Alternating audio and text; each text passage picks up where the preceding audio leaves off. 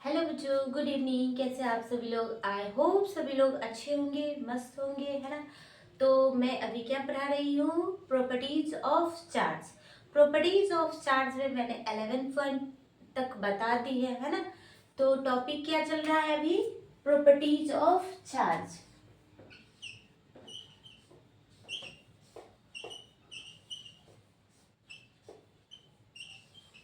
Properties of charge, आवेश के गुण, है ना। अभी कौन सा टॉपिक चल रहा है? प्रॉपर्टीज ऑफ चार्ज, आवेश के गुण। इसमें मैंने 11th पॉइंट तक बता दी है। अब 12 नंबर में क्या करेंगे? किसी भी वस्तु को आवेशित करने के बाद क्या होता है? उसके द्रव्यमान में भी परिवर्तन होता है ना। जब किसी वस्तु को हम आवेशित करते हैं तो उसके द्रव्यमान में भी परिवर्तन होता है। अर्थात किसी वस्तु को हम धन आवेशित करते हैं तो उसके द्रव्यमान में अल्प कमी होता है, लेकिन जब किसी वस्तु को हम ऋण आवेशित करते हैं तो उसके द्रव्यमान में क्या होता है? अल्प वृद्धि होता है ना।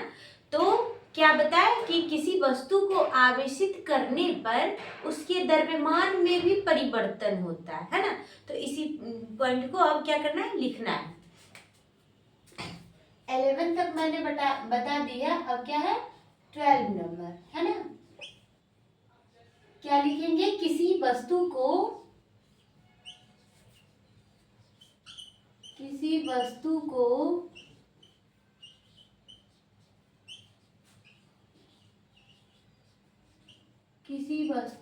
आवेशित करने पर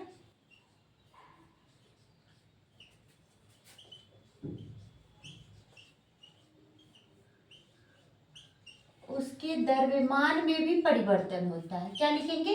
किसी वस्तु को आवेशित करने पर उसके द्रव्यमान में भी परिवर्तन होता है।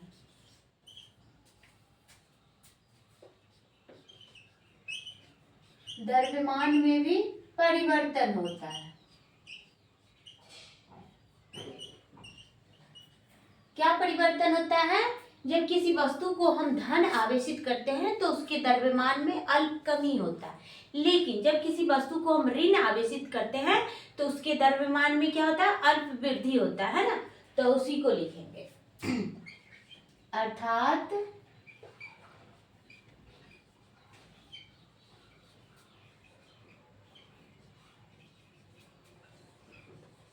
जब किसी वस्तु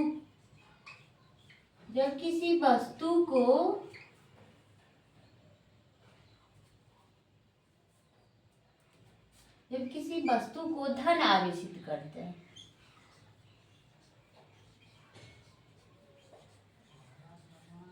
जब किसी वस्तु को धन आवेशित करते हैं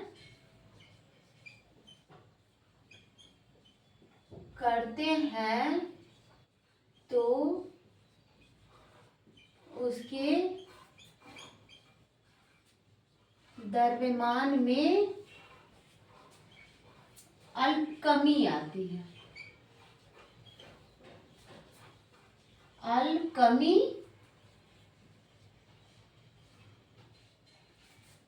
कमी होती है। जबकि ऋण आवेशित करते हैं, जबकि वस्तु को ऋण आवेशित करते हैं तो उसके द्रव्यमान में अल्प वृद्धि होती है ना। जबकि ऋण आवेशित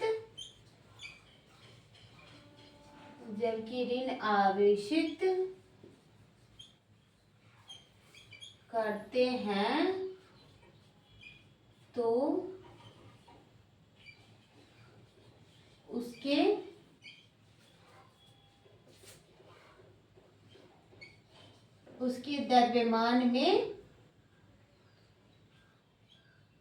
तो उसके द्रव्यमान में अल्प वृद्धि होती है।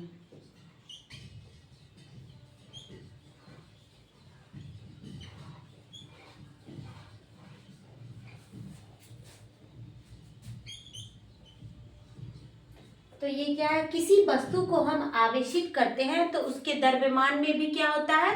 कमी हो, उसके द्रव्यमान में क्या होता है, परिवर्तन होता है ना। किसी वस्तु को हम आवेशित करते हैं तो उसके द्रव्यमान में क्या होता है, परिवर्तन होता है। अब किसी वस्तु को हम ऋण आवेशित करते हैं तो उसके द्रव्यमान में क्या होता है, अल्प वृद्धि होता है। ऋण आवेशित करने पर उसके द्रव्यमान में क्या होता है, अल्प वृद्धि होता है। लेकिन जब वस्तु को हम धन आवेशित करते हैं तो उसके द्रव्यमान में क्या होता है, अल्प कमी होती है ना। तो इसी पॉइंट को मैंने बताई है कि जब किसी वस्तु को आवेशित करते हैं तो उसके द्रव्यमान में परिवर्तन होता है ना। और क्या परिवर्तन होता है, जब वस्तु को धन आवेशित करते हैं तो अल्प कमी होता है, और ऋण आवेशित करते हैं तो अल्प वृद्धि होता है ना। तो इसी पॉइंट को मैं लिखाई हूं। अब नेक्स्ट पॉइंट क्या है, किसी कण का आवेश उसके वेग पे निर्भर नहीं करता है ना। किसी कण का जो आवेश है उसके वेग पे निर्भर नहीं करता है, लेकिन किसी कण का द्रव्यमान उसके वेग पे निर्भर करता है ना। किसी कण का आवेश उस कण के वेग पे निर्भर नहीं करता है, लेकिन उस कण का जो द्रव्यमान है वो वेग पे निर्भर करता है ना। तो इसी पॉइंट को लिखेंगे।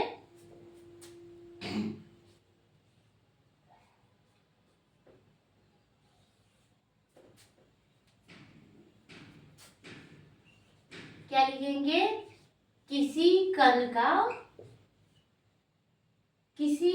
का आवेश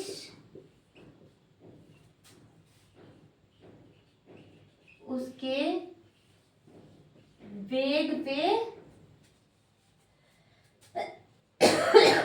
वेग पर निर्भर नहीं करता है।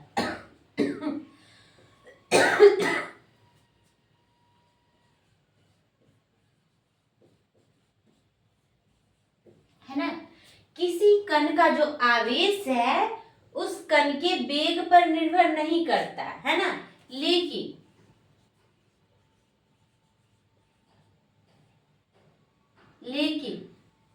किसी कण का आवेश उसके वेग पे निर्भर नहीं करता है, लेकिन कण का द्रव्यमान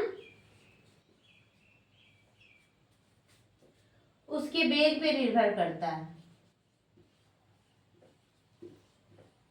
उसके वेग पर निर्भर करता है ना, उसके वेग पर निर्भर करता है।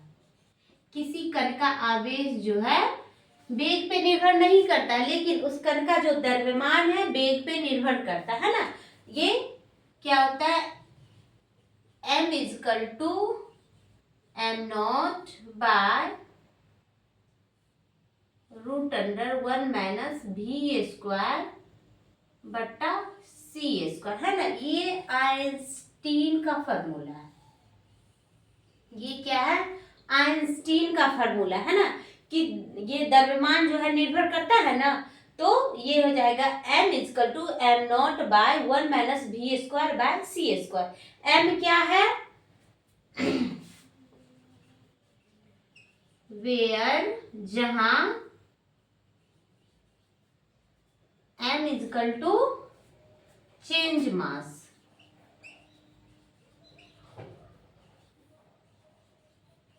m क्या है यहाँ, चेंज मास है, और m0 रेस्ट मास, और v क्या है, वेलोसिटी ऑफ पार्टिकल्स। v क्या है,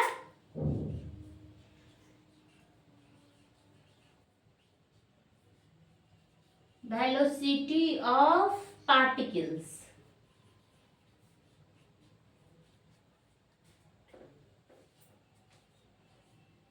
वेलोसिटी ऑफ पार्टिकल्स, कण का वेग, और c क्या है, वेलोसिटी ऑफ लाइट।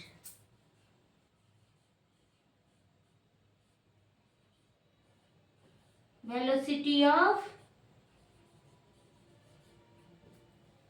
प्रकाश का वेग है ना।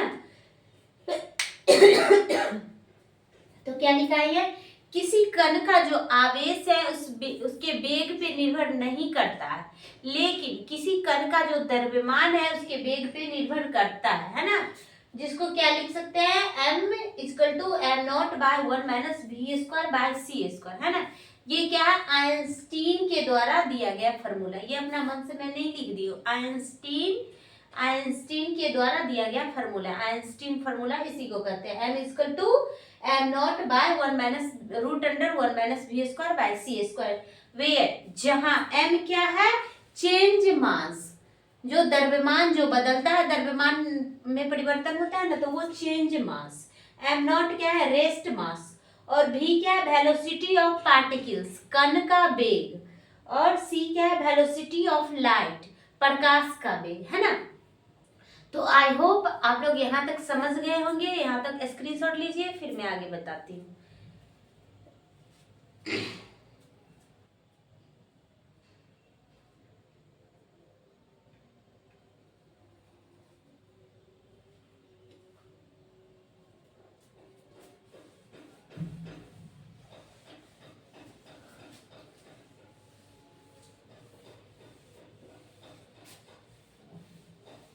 अब क्या पढ़ेंगे, स्थिर आवेश जो है अपने चारों ओर कौन सा क्षेत्र उत्पन्न करता है, और एक समान चाल से गतिमान आवेश अपने चारों ओर कौन सा क्षेत्र उत्पन्न कर सकता है ना। तो नेक्स्ट पॉइंट पढ़ेंगे,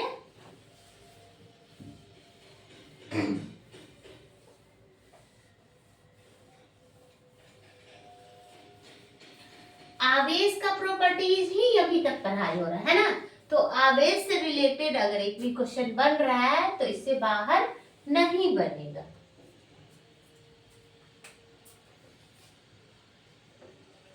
फोर्टीन नंबर क्या लिखेंगे, इसमें ए करके लिखेंगे, स्थिर आवेश, स्थिर आवेश, स्थिर आवेश अपने चारों ओर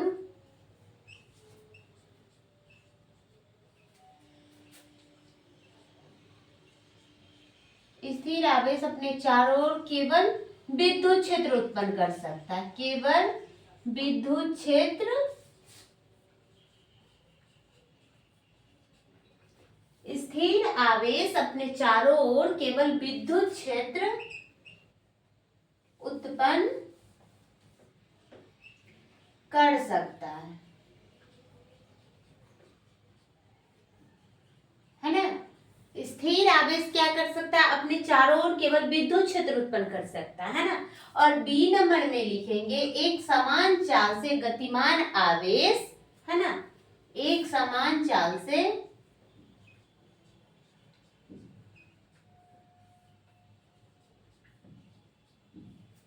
एक समान चाल से गतिमान आवेश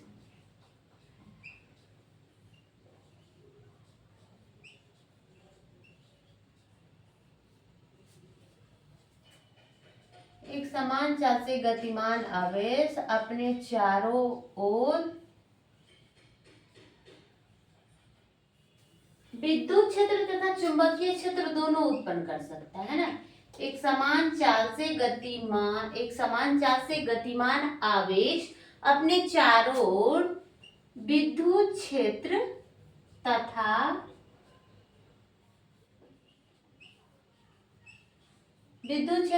चुंबकीय क्षेत्र उत्पन्न करता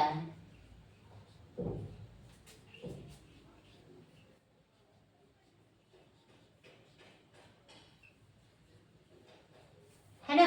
एक समान चाल से गतिमान आवेश जो है अपने चारों ओर विद्युत क्षेत्र तथा चुंबकीय क्षेत्र दोनों उत्पन्न कर सकता है, लेकिन एक त्वरित आवेश, है ना, एक त्वरित आवेश क्या करता है, अपने चारों ओर विद्युत चुंबकीय क्षेत्र के साथ साथ विद्युत चुंबकीय तरंग के रूप में ऊर्जा का भी उत्सर्जन करता है ना। तो नेक्स्ट क्या लिखेंगे,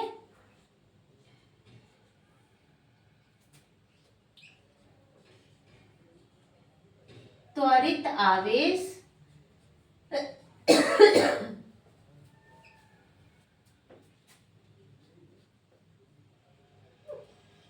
त्वरित आवेश अपने चारों ओर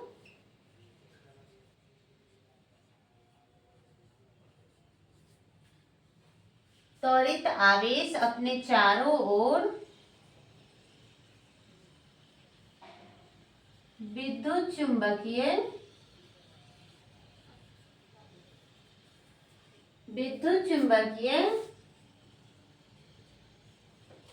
क्षेत्र के साथ साथ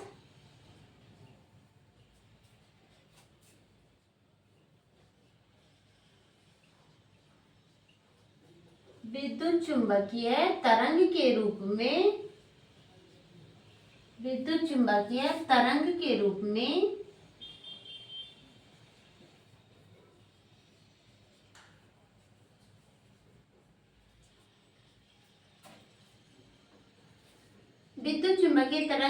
में ऊर्जा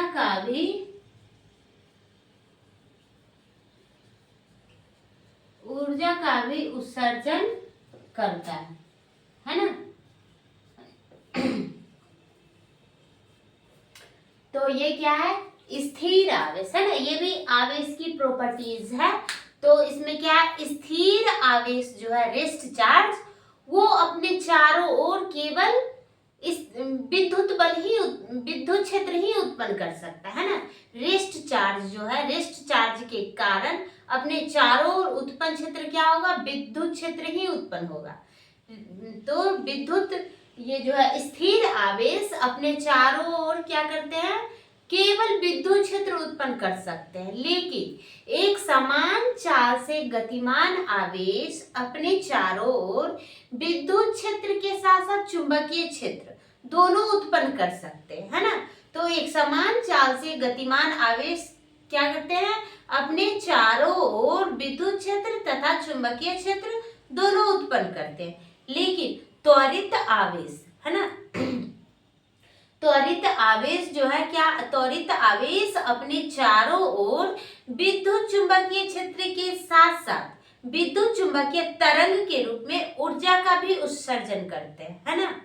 तो ये जो है, ये पॉइंट बहुत ही इंपॉर्टेंट है, VVI, इसको VVI लगा लीजिए, है ना। ये तीनों पॉइंट जो है एकदम VVI, बहुत ही इंपॉर्टेंट है ना। आपको ऑब्जेक्टिव में रहता है कि स्थिर आवेश के कारण उत्पन्न क्षेत्र टिक लगाने के लिए रहता है विद्युत क्षेत्र, विद्युत चुंबकीय क्षेत्र, चुंबकीय क्षेत्र, है ना। तो आप किस में टिक करेंगे, विद्युत क्षेत्र में। और एक समान चाल से गतिमान आवेश विद्युत क्षेत्र और चुंबकीय क्षेत्र दोनों उत्पन्न करता है। लेकिन त्वरित आवेश क्या उत्पन्न करता है, विद्युत चुंबकीय क्षेत्र के साथ साथ विद्युत चुंबकीय तरंग के रूप में ऊर्जा का भी उत्सर्जन करता है ना। तो आई होप आप लोगों को यहाँ तक समझ में आ गया होगा। तो आज के लिए इतना ही, फिर मिलती हूँ आपसे next class and next video में, है ना।